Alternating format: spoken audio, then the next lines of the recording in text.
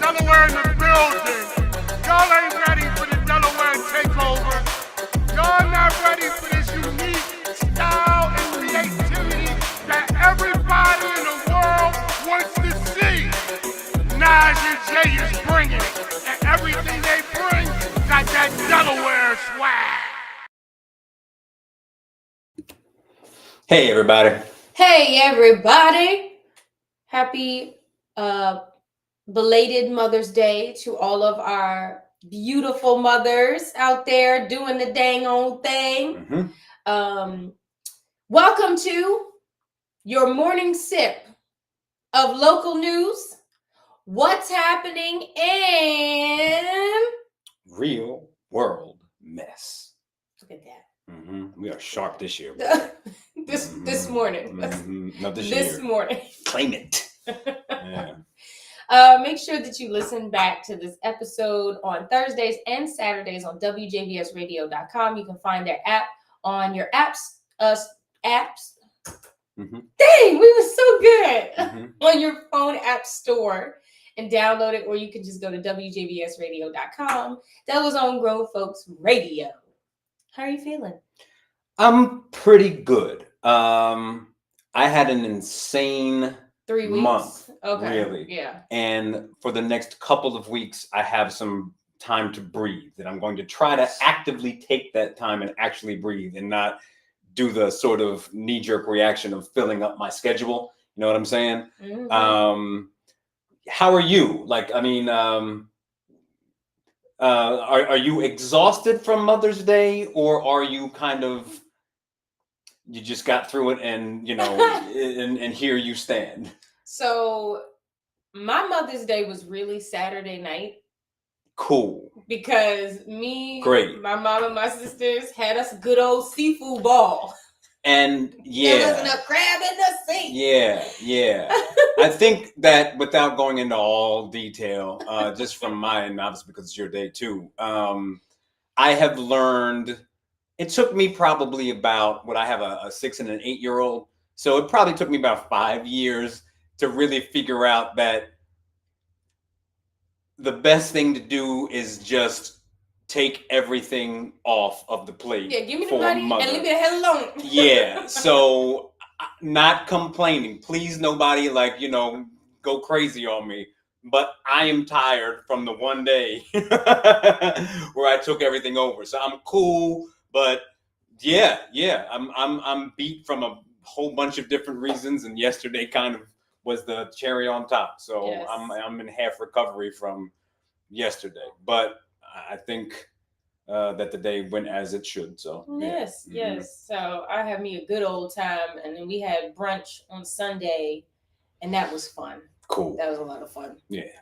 Okay, flowers to you. Go first. Sure. I'll start with Taki. I know we give her flowers all the time, and that's not going to stop. She posted a really beautiful video of her hugging her son, who graduated over this weekend from Dale State. Yeah. And it is an accomplishment for any parent. And I'll stop there. So flowers to you, Nataki, for successfully, and from everything I gather, based on what you tell me, you've really done a great job of raising a man. Oh, I say. And it's the goal of any parent to see their child kind of reach a high version of themselves. And, you know, I know he graduated high in his class and was, I guess, the SSGA president. That's a big deal. So it's clear that your son is on the path to becoming great like you. So kudos to you for getting him over a giant hurdle. It's a big deal. Congratulations to you, Nataki, for raising, loving, nurturing, rearing, supporting, challenging that intelligent, sensitive, amazing young Black man, and getting him to this point. And while doing all that he did, he was constantly throwing love and admiration to you. You don't always see that. That's the difference. Like sometimes you see those parents and they do everything for their child, and their child has no gratitude, no understanding of what went into raising them. But your son has shown gratitude on so many different levels, and to see that love reciprocated has been a joy. So congratulations to the both of you. Happy Mother's Day to you, and know that, girl, you did that, and Sai, you did that. Yeah, and shout out to Del State for churning out another Yes. good black person, another Yes. good black man. So yeah. Yes. Yeah. And congrats to all the graduates. Mhm. There was a slew of To anybody who graduated. right. Let's There be was real. a slew Yeah. of graduations. Some good, some not so good. But the fact is, you walked across or you passed. Mhm. So Mhm. congratulations to y'all. Also to our sister girl, Shantae. Baby Light is 1 month old. How is that possible? I know. And I know it's got to she feel just- like 6 times more that to Listen. her. You know what I mean? So I Yeah. talked to her yesterday, and as with all I saw moms- Jaquan in Wegmans yesterday. Oh yes, Yeah, Jaquan. Happy Yeah. Mother's Day to your wife. Mhm. Oh God, all these babies. I love it. But Congratulations, glad it's not me. listen, glad it's not us, child. This is the best part of having we're not there friends yet. with Oh, no right, kids, right. with no kids, 'cause when y'all have them, I could be like, oh, give me that baby. Now take it back. Yeah, yeah.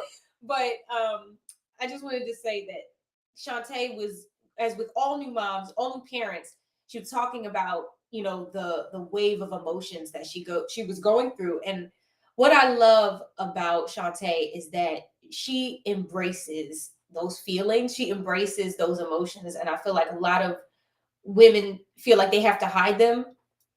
I was like that. When I had Journey, when I had the twins, like when I was dealing with the heavy stuff, I felt like I had to hide it because I was scared.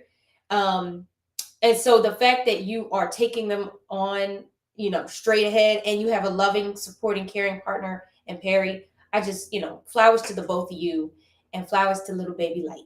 Do you feel like society has progressed a little bit over the past even 5 years about having an attitude that's more open to women being completely honest about their struggle in motherhood, especially early motherhood? I do, and I don't. So Okay. the funny thing is, I feel like it's give and take. Like I feel Mhm. like there have been there's been extreme changes in how we handle mental health. Sure. But then there have been a lot of step backs. How so? Like which ones? So the snapback trend, like when Oh yes, that's a problem. But do you think that, and I'm genuinely asking questions, like, do you think that that's really something that a lot of women are feeling like, I have to get my body back to a certain shape quickly? Yes. Okay. Yes, I also think That's that absurd, guys. the moms who do everything and have a smile on their face and their kids are involved in everything, it's like, that's also a trend that, and I'm like, you do realize your mental health is affected by all that. So interesting. Yes.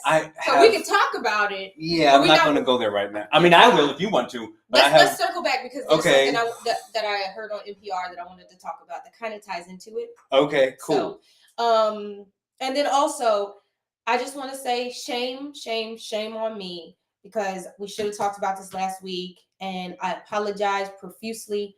Flowers to Benjamin Wagner on his new film, Neighbors and Friends. It premiered at Theater Inn last Thursday, I believe. He had a lot of heavy hitters in this video. It talked about stress and anxiety and just so many things that we deal with in this society that a lot of people don't want to address and should address. I have not been able to see the film in its entirety. Luckily, but though, you've seen it 70 times. Right, I've seen a lot of it because Ishmael was helping to shoot and edit alongside Benjamin's brother. So I just wanted to send lots and lots and lots of love. Send lots of love to Benjamin, not only because of this, but he's always been a supporter of us. So how dare? and shout out to anybody, especially him, and because we're talking about him, for like really having the courage to take things totally independently. You know, I mean, that's how we roll. So the one thing about Benjamin is that he's very transparent about his experience, his life experience, and this movie is definitely, I would say, a testament to that. And how he wants people to live their lives moving forward. So thank you, Benjamin, for pushing the envelope, for being transparent, for being vulnerable, and fighting that good fight that a lot of us try to run from. So, congratulations to Flowers. I also want to give flowers to Quinn for handling my baby girl's hair again. She came out of the. You couldn't tell her nothing. When listen, okay, clearly. Wait, so it was Lisa and her. Yes. So basically, they was like. They both got their hair so. Ray has not curly hair like my curly, but she's got very wavy hair, and she got the blowout. Is that what you call it? Mm-hmm. And it was silk, fine, straight, blah blah blah, with the little wave at the end, and she was definitely feeling herself. Just you wait till her and Lisa get to a point where they both got the sunglasses on. They got their iced coffees and their purses and the lip glosses popping, and they pull up in the Jeep with the top down. No. Let's take it a step further. No, because and then they go to Marshall. No, stop. Let's take it a step further. I am looking. No, maybe I'm not looking for this. Actually, I am terrified of when Yara and Ray. Oh my God. Are 15. Listen. With fresh hairdos. Listen. Because we've already seen that one picture that you caught. I was looking at that yesterday. The instinct that they had to be fly was a little bit frightening. And that instinct is just. I'm terrified for Journey, Ray, and Yara. And then Astrid. Yeah. Because when she met Astrid, they was all of them was conspiring to be the clique. And I felt like the outcast. Yeah. This is why I'm gonna have to continue to keep my son in jiu-jitsu so these little boys get choked out if necessary. Listen, you know what I'm saying? I'm not prepared. I am not prepared. Oh, I'm prepared. That's why my son's in jiu-jitsu. Oh my God. Yeah. That is so but shout out to Quinn for always taking care of her. So yes. I think I got an appointment coming up soon. So yeah. Mm-hmm. I gotta get my ends clipped. You know what I'm saying? Mm-hmm. Okay.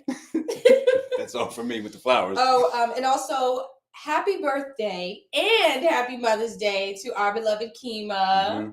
A double day for her. Mm-hmm. I said, yo, you supposed to be drunk and high. Right. You had a double day. You know what I'm saying? Listen, that's an expensive day. Let me tell you something. Well, never mind. Yep. Doesn't have to be. It could be free. You feel me? That's what I'm saying. That's all. Yeah. Oh, okay. That's all the flowers I have. Cool. Yeah. You want to, is there, we have to. Quick. Yes. Let's talk about the shooting. So I'm trying to tie all of that into a lot of different things. So there's the shooting, the teacher with her who got his hair, his braids removed or undone. Yeah. It all ties into me. Okay. So if you didn't know, number one, there has been a carnival right up by Concord Mall. Which has been there for like 12 years. And the carnival and the mall are already struggling. You know what I'm saying? And I let me actually not bring any humor to this right now. It's the LED carnival. And it's a carnival that's supposed to be about peace and nonviolence. And a student from Concord High School was shot and killed, along with another student who didn't die, fortunately, at this event and at one of the nights. And it's obviously a tragedy. Obviously, all the students and anyone connected to him are reeling right now. And it's yet another sad story about gun violence in Wilmington, in Delaware, and in America. I don't have solutions. Well, no, that's not true. I have a lot of ideas. I'm not to say that I have the one solution to fix this problem. You have insight. I definitely have insight. I've definitely worked in this space before. I can't stand it. I've definitely shed tears with kids that I've worked with directly. I don't want to just rant, but fundamentally, I think that as a country, because these issues are past, they include poverty, but it's past poverty. It's a problem. It's an American problem where we are violent people who have really easy access to firearms. I'm not here to say anything about gun laws, quite frankly, even though that could potentially be part of the solution. But I think fundamentally, what is going on with us as people, and I mean this as Americans, whereas a child can't go to a carnival without fear of being shot. And I got to be honest, one of the reasons that I hesitated to even attend that carnival is because I was worried that something would jump off. Yeah. And I hate to feel that way, especially around my own people generally. But you know, but it's and I can distinctly remember, like, I know how much that things have regressed and changed for the worse, because I remember as a kid being scared to go to the Italian festival because I was worried about a fight breaking out. That was my biggest concern. I heard that, like, there would be fights, and these you know, the people would be getting down. Like, there might even be a weapon involved. Like, somebody might grab a pipe or something. You know what I'm saying? That was my worst fear. I remember specifically, even when I was like 18, 19, working with summer youth, that my biggest fear when I was running through Riverside projects or any of the parts of town where it's extremely low income, or where I was really worried about violence. My worst case scenario was that I got beat up. You know what I'm saying? Like, I got jumped because I'm the little light skinned boy with the car of his own. You know, that was my biggest concern. I was going to get jumped. And it's changed dramatically to the point where I am not comfortable even going to certain carnivals because I'm worried about getting shot. And I know I'm not the only one. Listen, all the carnivals that we've had through the past like 2 decades, there have literally been 2 carnivals that I went to where, and you know, I hate to say it, but little boyfriend feuds. Yeah. After a breakup, that's 2 times, some girl came up to me because a boy sent her over, and she attempted to try and fight me by starting something with words. And me, my initial thing is, oh, I'm not engaging with this bullshit. Like, I'm not. Right. I'm not the one. Mm-hmm. So I can only imagine what the other people are dealing with. And like, it was known, the one on 13. Yeah. Was it Our Lady of Fatima? Yeah. Mm-hmm. That carnival. Well done. That one, like, that's that right across was the street known for having some type of fight or shooting. And, you know, we're in different generations, and you can see the change even there, obviously, and it's gotten worse. And the reason that I am making this more of an American thing is because it, like, from that all the way to like white kids shooting up schools in Texas, like, it's an American problem. And you can't, in as much as I am a gun owner, Jeffrey Leach said Little Italy. In as much as I'm a gun owner who supports gun ownership, and there's a whole, you know, reasoning for me feeling that way, you cannot help, if you have any common sense, looking at the fact that a child, even 12 years old, if they know the right person, can easily get a firearm, you know, on the black market, and it totally usurps any of the system. And it's because there are just guns everywhere in this country. And, you know, and it's a problem. The other like, they shouldn't even be able to get access to it. Of course, that's always the problem. But the other thing is, the other problem that I don't hear enough of, the difference between you having a gun and these teenagers is that you've learned early on how to manage your emotions. Yeah. That's the thing. Like, nobody's teaching these kids the proper way to manage their emotions. And I don't know where we're dropping the ball in that. Like, I think there's a lot of balls being dropped, but keep going. It's just, I think that's the fundamental thing, because even we talked about this previously. The kids that Jay works with are usually sent to him because of different reasons, right? And what he notices, and I'm just regurgitating what you've told me, is that a lot of them deal with issues of not receiving the love that they deserve, and the being able to be seen in their home. And so they act out. It's the same. These are all big kids who have not had the opportunity to be loved on, or have had the opportunity to properly manage their emotions. So what's the easiest thing when you are is to strike out with anger? Exactly. And what their neighborhood does, you know, whatever they're used to or been around, that's what they're gonna mimic. And so yeah, if they uncle or they brother or their dad is doing stuff with guns and doing this, what do you think they're gonna look to? And I have to do this, and I'm starting to get comfortable being the old man with the old man thoughts. You know, when I was younger, as Jeffrey Lee said, it's not a color thing. Exactly. It's I not. don't think it's a color thing. It's not. It's an American problem, and it shows itself in different ways. Yeah. And I think fundamentally, you have to go back to the fact that like these people should not have been able to even get a firearm. Yeah. But past that, as one of the issues, another is like I as a middle class 2-parent, just totally nuclear family, listen to a ton of gangster rap, and I know that it impacted certainly how I treat women. I know that, like, listen to all of that Snoop Dogg, Doggy Style, great music, love it still, you know what I'm saying? But I know that it took me some time, unfortunately, to recognize how disrespectful some of that music was and how it impacted me. And so take that, you know, if that music impacted me, who's coming from a very structured environment full of love, can you imagine how listening to that, especially how just it's all just drugs and violence with like how it's, imagine how that's going to impact you if you have no structure. And I used to, I would constantly hear the legit response, you know, if we're talking, say, maybe we're in Tupac, like he's telling stories about his neighborhood, and that is his reality, and the reality has to be expressed, and that is all very valid. But it's gotten to a point now where it's not about expressing a reality.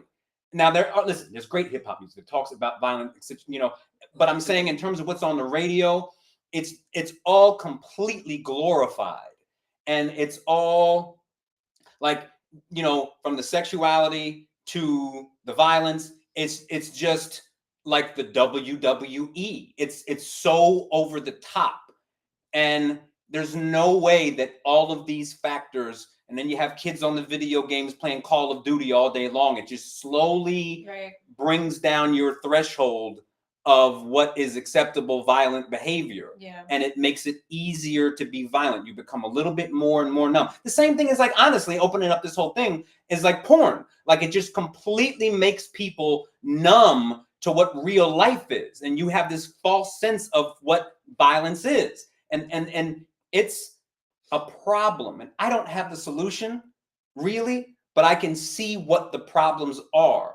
And it would be really beautiful to see us start to make some real changes. And I'll do this. And if you want me to back up, it's fine. But you already alluded to the fact that a lot of our kids are struggling for affection. And learning how to vent their frustrations in a healthy way. And I can say for sure, as men, one of the things that we do all the time is turn hurt into anger. Like when you see a man start becoming violent and lashing out, a lot of that is really hurt coming out a different way, because it's not manly to cry, right? So instead of crying, you do something violent. And I know for a fact with a lot of my boys that they are starving for attention and for appropriate affection, to the point where, as the prickly person who never wants to be touched, last week specifically, a kid who's no longer in my program, he's seventh grade kid. Like, he's far outside of elementary school. Like, he's your typical middle schooler, you know, knucklehead. Like, he ran up behind me and jumped on my back and was like squeezing my neck, just like, "Hi, Mr. J," like a big old goofy kid. And my reaction is like, "Oh, get off of me. No, don't touch me." But I have to recognize that there's a gap there. And it's not like I'm embracing the kid, but I'm like, yo, all right, he wants to jump on my back and be a doofus and kind of, you know, be like, because boys like to tussle and do all that kind of stuff. And I'm like, pause, wait, hold. It's cool. All right, now get off me. But the point is that there's a need within these kids to be close to adults and men for sure in a way that's appropriate. And statistics show that children who don't receive proper social interactions, love, nurturing in that manner, suffer. They suffer academically, they suffer socially, they suffer overall. And I don't know I don't know what can be done as for kids who have parents who are not nurturing in that way. Because now it seems like and this is kind of going to tie in the teacher, schools and organizations, and they're getting to a point where they're like, no contact with kids at all. Yeah. And if you're not getting it at home and you can't get it at school, and you spend most of your day in school, right, with these teachers and these administrators who are naturally giving, and careful, what do you do? What are these kids supposed to do if they can't get anything? Like there's a term, basically, I can't remember the name of it, and if you're listening and you know what I'm talking about, basically it's like you're not being touched at all. Yeah. I mean, there are studies with babies, if you don't touch them, they completely, right. Like even when the twins were in people the need NICU, to be, when the twins were in the NICU, the nurses would talk about, they have a volunteer program called cuddlers or huggers or something, because there were so many babies that were in the NICU for whatever reason, their parents weren't there, so they needed volunteers to come and hug them. That was it. Just come and hug them or hold them, sing to them, because nobody was there to do it, and the nurses were inundated with patients, so they can't do it. And so, like, how do you create a society that doesn't okay, job number one of any parent, and in terms of children, is to give them love, and then number two is protect them, right? So of course we have to protect our kids from disgusting people, right? That's a priority, right? But how do we balance that so that they still get the love and affection that they need, right? And as the prickly person who generally would like to not be touched at all, who works every day or 5 days a week with elementary school boys who are always up in my face, like to the point where I'm like, they want to touch my hair and I have to swat them because they're just curious, you know what I'm saying? And I get it. And they want to jump on me and bump into me and just be here. And I'm like, I have to recognize they have a need that is past my comfort zone. And how do I kind of give them what they require without, number one, doing anything inappropriate, and also keeping myself comfortable. Right. But it's something that that we have to think about. And so we jump and we have this teacher. Yeah, let me Yeah. So his name is Jack Lee on TikTok. Mm-hmm. And he live streamed a group of his students unbraiding his hair ahead of a scheduled hair appointment. He knew of the mixed responses and everything. And he streamed this live in the classroom. Yes. Which is stupid. And he ended up getting fired. Mm-hmm. When I first saw it, before I kind of dug in, and this is that fine line, because he crossed it in my mind, and I'll get there. I'll explain why. But as someone who's worked with children for decades, and as someone who has a dad who is like the ultimate child advocate, one of my favorite pictures of my dad is, there's a picture when he was probably in his 20s, maybe like 28, 29, and he's in the park, Cool Springs Park. He's sitting there in the park with his little his purple Q shirt on, and one of the little girls, because my dad has straight poofy hair, so it's straight, but it'll still sit up. It's weird. And there's this little girl combing his hair, because my dad always had to part, and she's trying to part his hair. And it is a beautiful picture. It shows his connection to the kids. And anyone who knows my dad is well aware that he plays by the rules as much as anybody. Mm-hmm. You will never hear anyone say anything negative about him. So that's my starting point for this. I'm like, oh, that's my dad. And my first thought is, that's literally my dad letting the child play in his hair. Mm-hmm. And again, the kids want to play in my hair for obvious reasons. And I'm like, get off me. So that's my instinct. But my first thought is, that's what these kids need. Like the little girl, like if she's taking classes and he's, just saying, all right, cool, you want to do some work? Take out my braids. I'm not so sure about the nails. That's me. I wouldn't be like, you're not doing my nails. I'm a man. But that's him. Fine. Whatever's comfortable. Where it gets murky. And again, I'm someone who's posted videos of me working with my kids. But I'm also not in the class setting. It's different. It's an after school program. But number one, he's going live on social media as they're working on his head. Right. That's not a good idea. Just because it's just, you shouldn't be on social media live in the classroom showing off. Like if you want to record it, that's to kind of different, yeah. To show, some of the stuff, because you see, like it's like people post their kids, and how many like heartwarming videos have we seen of teachers like dapping their kids up in the morning, giving them positive reinforcement? Like we're not going to act like you can't record your kids in the classroom and post stuff. That's okay. Going live is a little bit different because you're having to sort of have your attention taken away, and like it's kind of you're now. The live thing makes me uncomfortable. But the other thing, as I was doing some research last night, number one is like he's got some inappropriate stuff with like the inboxes on social media with these kids. And as he was online, here's where it gets ugly. Number one, that. Number two, once he was reprimanded and these things became a problem, his next thing was to go back on social media and post this long video about, he didn't mean any harm. And he starts reading the notes that the kids. Ain't no kid texting me.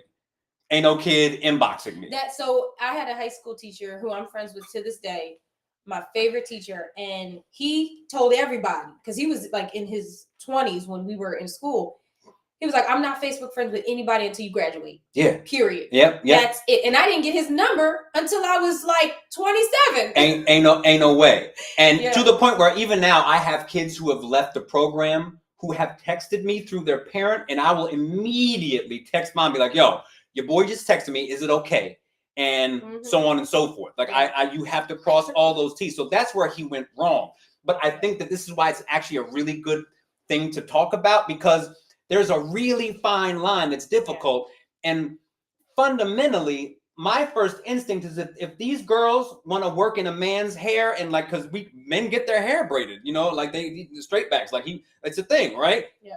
Cool. That's a good way to have an appropriate connection. There's a bunch of kids in the room. It's being documented. I'm comfortable with that. But then he took things too far, and that's where it gets murky quickly. And because of the inbox stuff, now I'm like, nah, there's a little bit too much smoke for my comfort for sure. Yeah. But that's the very delicate world that we live in. And, I gave my opinion about where I think he took things too far. But my other concern, even though he did take things too far, is that we're already in a deficit for quality teachers. Yeah. And it's certainly for Black male teachers. Yeah.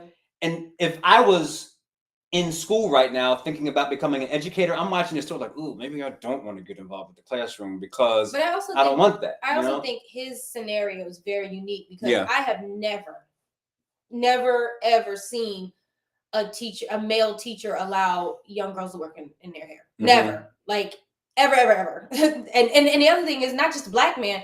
Like I've had teachers with long hair. I've never seen girls in their hair. So that for me was just like, this is a little different. I saw a video of a Black male teacher who allowed the little kids, maybe I think it was like kindergarten or first grade, chalk on his nails. Yeah. Like that was cool. I get that.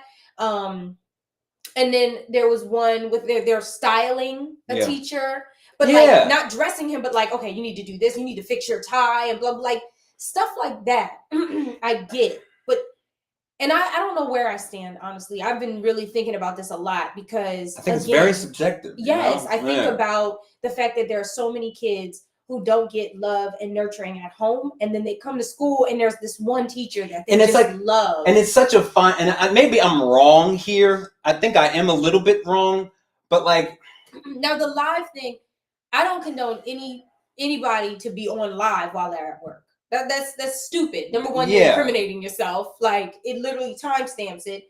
But while in school, because the other thing is, because you're making posting, it like it's too there's too much sort of narcissism there for me. But for me, even so, when I did my video, my very first video called Bubblegum, I did it at a school. I had everybody sign waivers before I put it out. Yeah, for sure. My thing is, if you're recording in the classroom, that gives you time to talk to the parents like, hey, Jaleesa is in this video. Are you okay if I post it? She's in this picture I took. Are you okay if I post it? All the kids, I mean, like, your kids have already probably, you've signed social media permission. Exactly. So you know which kids are good and not good. So I don't know if that was something that he didn't do, or there was like something along the lines of that was a problem.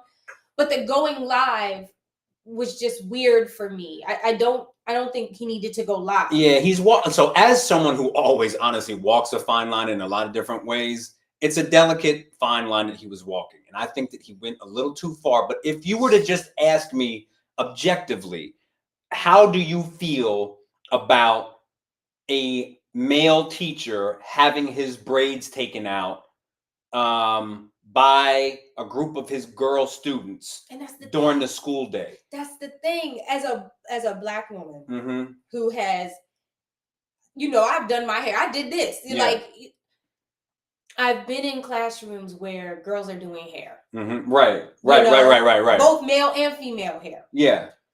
Right. There's a part of me that says, in certain neighborhoods, in certain parts of the neighborhood, you're going to have those students who do better focusing on their craft and doing work, right? Like, I actually remember a girl talking about how she braided hair and was able to answer questions. Yeah, because I'm trying to be super honest with myself about how I would have. Yeah. But the thing for me is, I also know of men who had sexual relationships with people who braided their hair. Absolutely. That's a concern. I don't know. So, and you have to err on the side of caution. And he's super young. I get it. That's I get it. So, and I feel like if he was like a 70-year-old man with braids, I'd be like, a suit, oh, girl. You know what I'm saying? But is that fair? Because a 70-year-old man could be a pervert too. You could kick his ass better than you could kick. But it's like you can't give him carte blanche either. You know what I'm saying? So it's like, I don't know how. I think because I have pause, I would just say don't do it.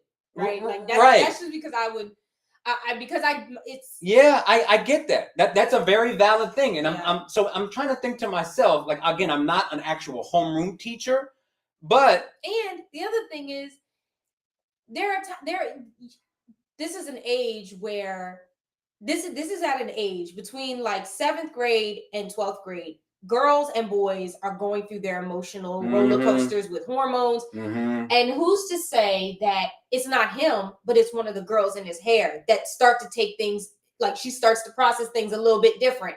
And she's like, you know what? I really like touching his hair. And then she does things to sway a situation because she's in that it's so subjective to me. Space, like, it's just it's sad. So for instance, I'm making up a scenario, right?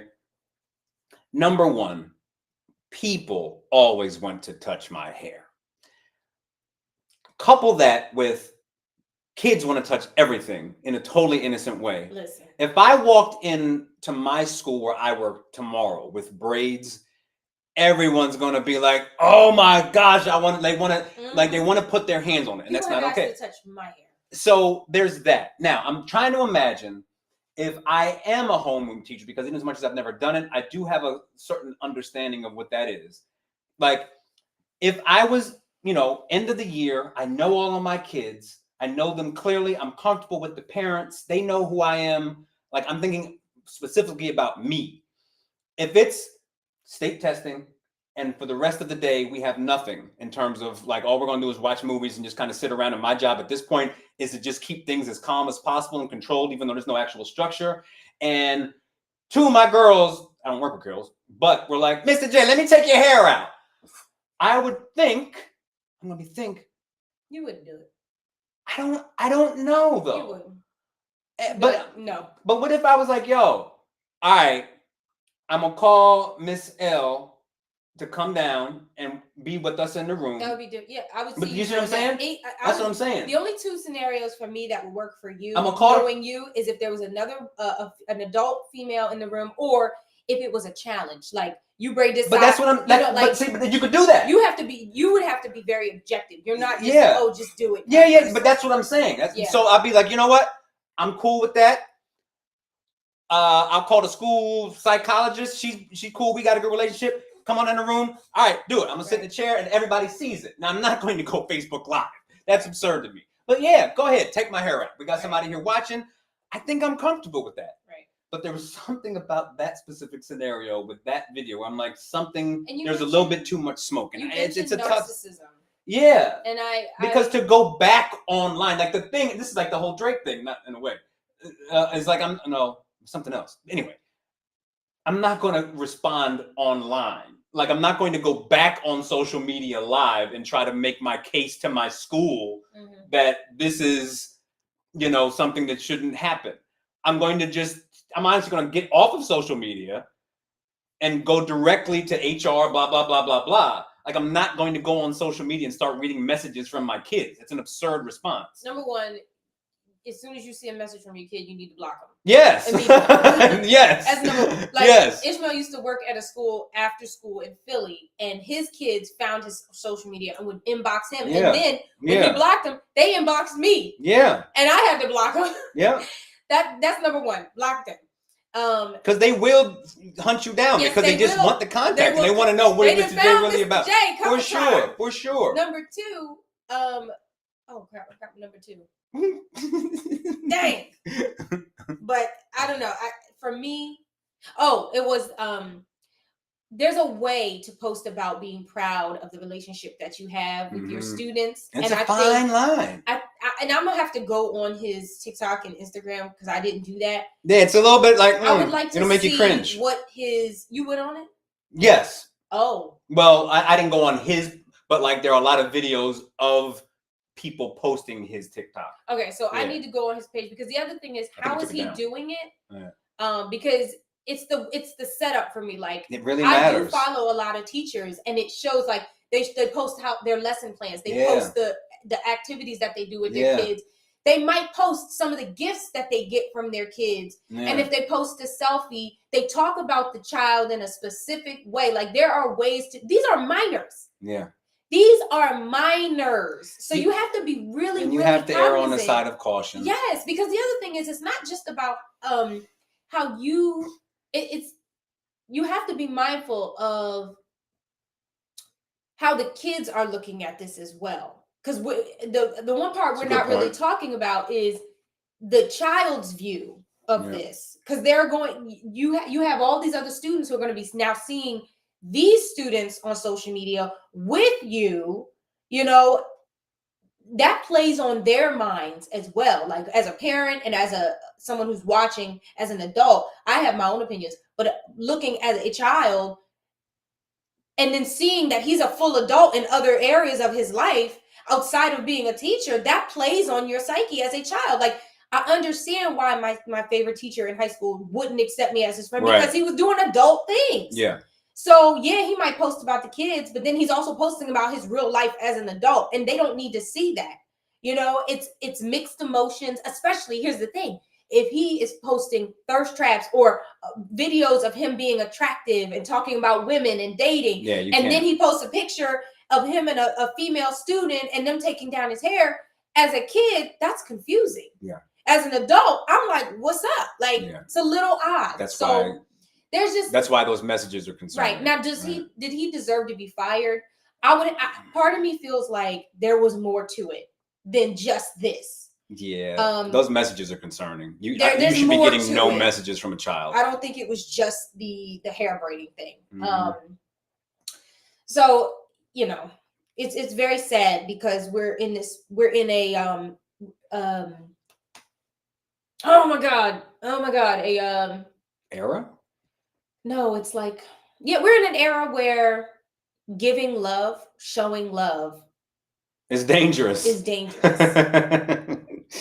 that's unfortunate. And we're also in an era where kids are needing it the most. Yeah, and it's real and so how do we balance that? So bringing it back, honestly, this is why home matters so much. It does. Because I've always said it starts with the parents. Yeah. And if you have a household that is able to teach a child, Yeah. it's okay to be jealous about losing your girlfriend.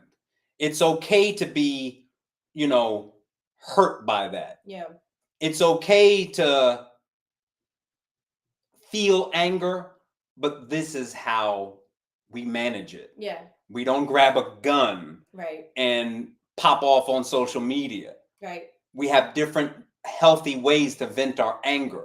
And if we raise daughters, if dads give their daughters the proper attention, Mm-hmm. there won't be such a need for them to get attention elsewhere.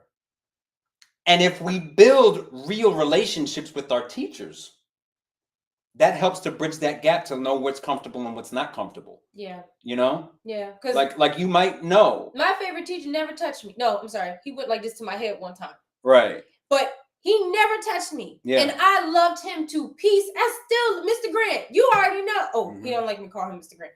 John. You better not call that man John. I know your instinct is so right. Wait, so when I get when it. I address him, I say it in capital letters because Yeah. I want him to know I respect what you said, but you're still Mr. Grant. Right. Like, he was my favorite teacher and is to this day my favorite teacher, hands down. And he was always appropriate. He was always, but he was loving at the same time, so there's a way to do it and not be inappropriate or even borderline inappropriate. Yeah, I just feel like all of this, as we talk through it, it always goes back to home. Like, and love your kids and raise them right.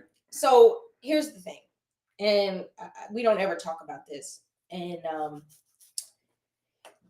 being that it was Mother's Day, and I'm seeing posts and stuff, and I don't want to say any names. I've seen a couple posts over the weekend about mothers feeling like, where did they drop the ball? Where did they get to the point where they did not? Their children felt like they didn't need to acknowledge their mom on Mother's Day. At what age? That's so that is such a wide These are range. Adults. The These children are adults? Yeah. Well, there's a concern there. That's a legit concern. But on top of that, we're talking about it starts at home. Like, if you tell me the child's 15, like, that child's 15. That's going to be a monster. But if you tell me a 25-year-old adult, I don't know ages specifically, but I know that they're older. Okay. But what I'm trying to get at is, I have seen and heard people parent their kids. I mean, I've talked about this before. I was at the Dollar Tree one time, and this baby, the baby was in diapers, walking, but in diapers. And the mom was cussing the baby out for picking up a pack of crackers. And you could hear her. She was at the back of the store. You could hear her at the register. I don't play with these motherfucking people. I don't give what they say. Put the motherfucker, like, talking to this baby like she was some random person on the street. And for me, number one, there was a part of me that was torn because I wanted to say something to that mom. But I also knew the way she was acting. I knew if I said something, she was probably gonna punch me in the face, and I was not prepared to fight, honey. We call it what it is. Now she can't fight. With my words, I can, but not with my fists. And she was so just loud and obnoxious. I knew what it would have been, but I felt so bad for that baby. And so that child ends up in the classroom, right? And like, how do you balance that? But that's not to say that you're just supposed to go social media live and like let the child braid your hair, but like that child needs affection. But deeper than that. Where are we in parenting? Where do you find yourself in, like, when do you get to the point where you realize that this is not the way to parent my child? So let me say this. So let me say this. As a mother of an autistic child, I've had to do a lot of self-reflecting about my parenting and how I respond to things and respond to my children. So I was raised, my parents gave me a stern talking to. We got spankings and we got punishment. Right. So that's how I learned to rear my children. Same here. Now, Journey, she only had to get her legs tore one time for her to be done. She was like, I'm good on that. But the twins, if your last name is Street, you're going to require multiple. Listen, so when I found out my son's diagnosis, it explained a lot of his acting out. It explained a lot of his responses to how, like, the way we live life. And in doing that, not only did I have to change the way that I responded to him acting out, but I had to change the way I responded to Yara and Journey acting out. And it was really hard to say to myself, you're not doing this right. You know, I as we've talked a lot today about all these things, I've kind of recognized something, which is it's really not a teacher's responsibility to give your child affection. No, it's not.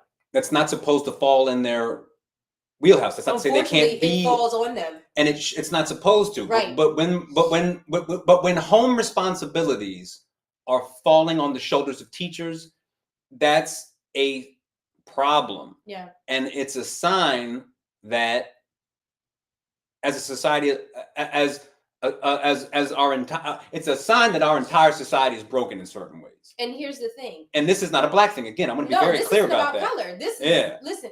So here's the thing. The reason why it has fallen on teachers is because parents are too tired to parent. Mm-hmm.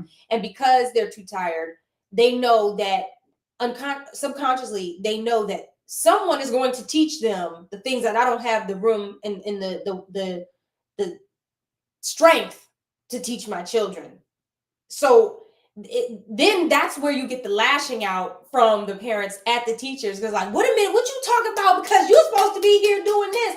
Technically, the teacher contract said that I'm supposed to teach them reading, writing, and arithmetic. And that's it's such an interesting problem because all teachers are not all.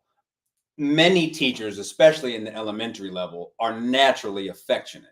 Mm-hmm. And they're naturally giving people. Yeah. And they're naturally people who want to do. So you just take it on. Right. And I'm gonna make a giant leap here, but there are our police officers are also having to do things that are far outside of what their scope should be. And because again, these things go back home. Yeah. So listen, I support reasonable gun laws so that they aren't easily gained by a 12-year-old, you know? Yeah. But if you want to stop these shootings at carnivals, collectively, we have to have stronger families. Yeah. Because yeah, I don't care what the gun laws are. I don't care if it was possible for you to just walk in and buy a gun the same way you would buy a pack of gum. Listen. I was never going to pick up a gun and just react by shooting somebody with my frustrations because I was taught as a child how to manage my anger, and I knew that violence isn't okay. Right. So do the laws in a way that makes sense, and that makes sense. But home, yeah, I guarantee you that I guarantee you this. The child that pulled that trigger came from a difficult environment. And here's the thing. You can make sure that your bills are paid. You can make sure that there's clothes on that child's back. You can make sure that there's food in that fridge. But if you do not have a connection, an emotional connection that is so needed in that child's life. Listen, you want me to listen. As the Tower Hill kid, you want me to tell you about some rich parents and rich kids who were terrible people because they didn't get the love at home? That's exactly right. Yeah. I mean, yeah, money matters, but going back to the doc. Yes. Love your babies, love your babies, love your babies, love your babies, love your babies. Because they need that more than anything else. Yeah. Because let me tell you something. I don't know where I remember this from, but it basically was like the kid loved their mom so much they didn't even care about the fact they didn't eat. Oh yeah. They didn't even care about the fact that they didn't have dinner. They loved their mom so much. Yeah. And that's it. Like you can struggle. I'm not saying this to anybody to be like, oh, quit that job if it's keeping you away from your, like, no, take care as much as you can, but also remember to love on your babies because they're watching your every move. And what you don't provide them is going to affect them. You know, you can't buy happiness. And then the next thing is, what does love look like?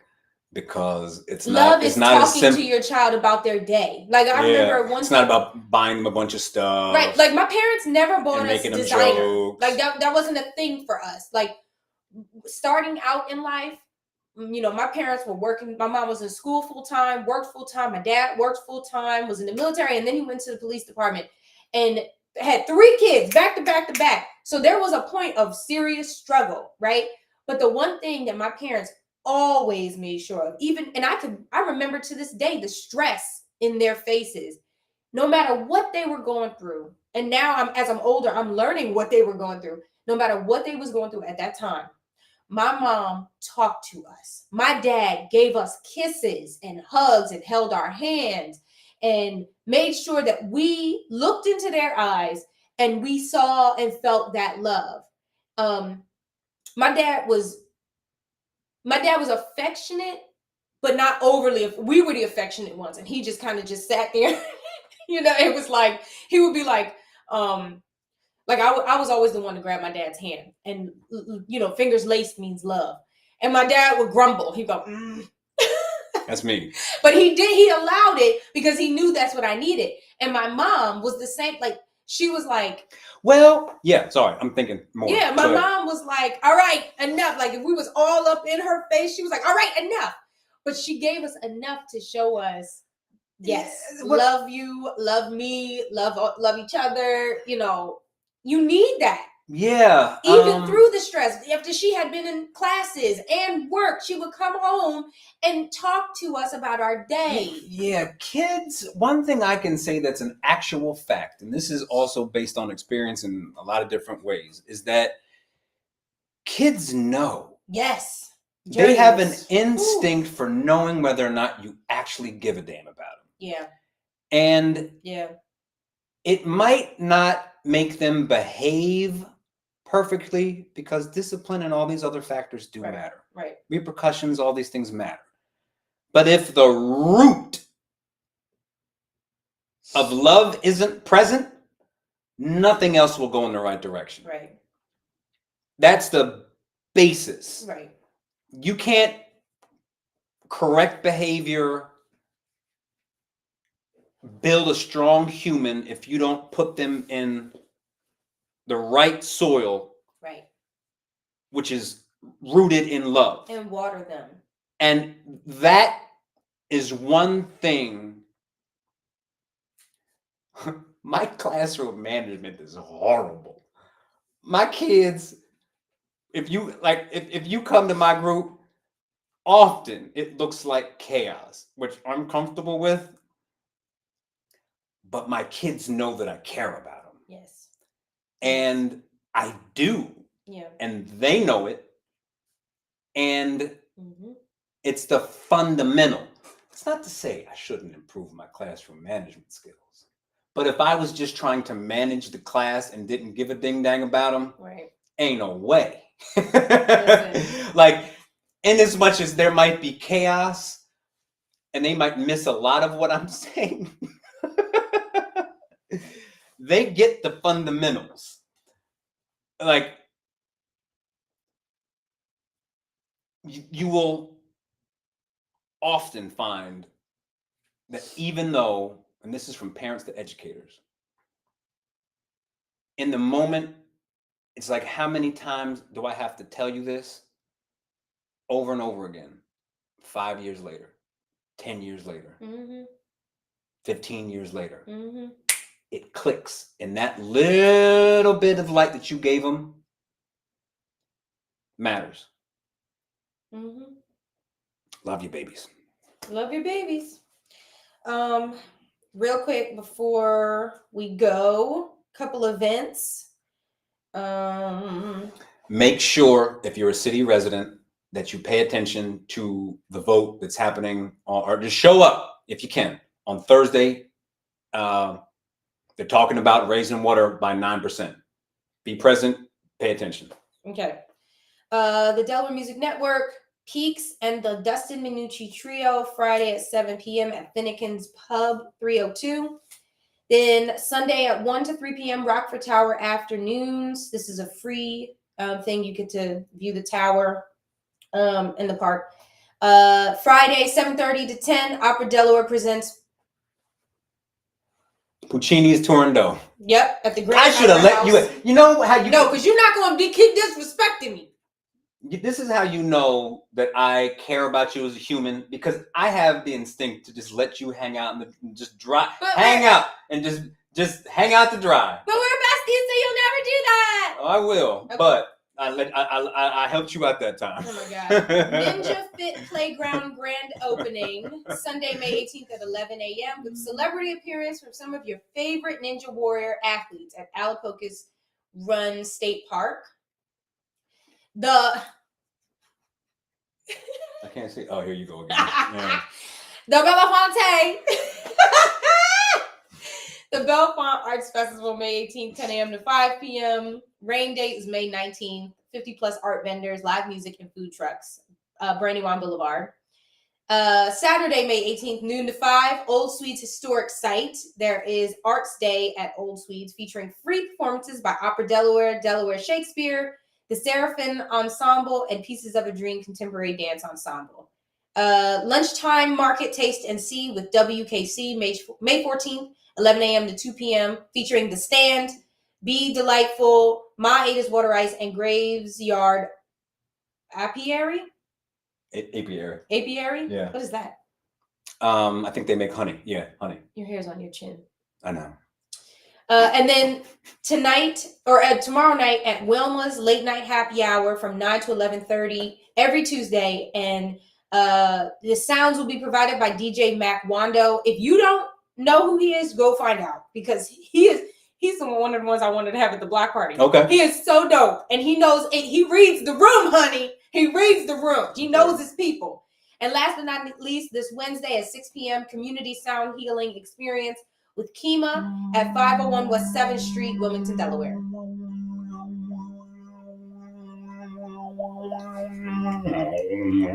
Sorry. That's not healing. That's actually disturbing. That is subjective, and just because that frequency that frequency doesn't resonate with you doesn't mean that it won't resonate with someone else. We love you for watching. If you feel so inclined and want to help support us, we have a fundraiser right now to raise money for our block party and our Chris Mahana Kwanzaa this year. The link is on our Facebook page, and Jay is going to put it in the bio of our Instagram today. Can I get those donations? Anything would help. And if you could share, that would be amazing. I'll post everything again just to refresh your memories. And we love you so much. See you next week. Bye.